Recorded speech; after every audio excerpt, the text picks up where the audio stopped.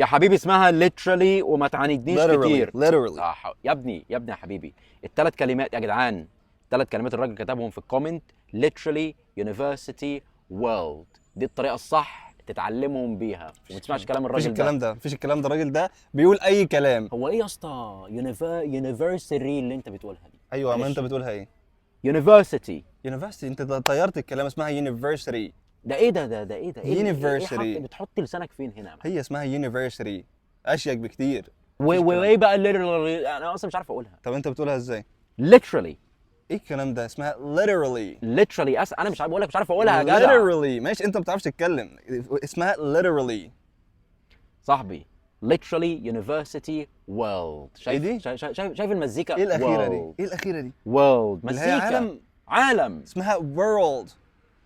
انت بتسحب لسانك سحبه world. غريبه، خلي اسمها بالك world. محدش هيستفيد منك حاجه. مفيش الكلام دوت، world احلى كتير. انت ايه word دي؟ انت شلت كل الكلام فين؟ يا جدعان الانجليزي هيضيع مع الراجل ده، وانت يا صاحبي لو لقيتك بتعلم حد انجليزي تاني بورلد وذر بتاعتك دي هزعلك. طب روح ماشي؟ يا صاحبي، روح. يلا صاحبي سلام.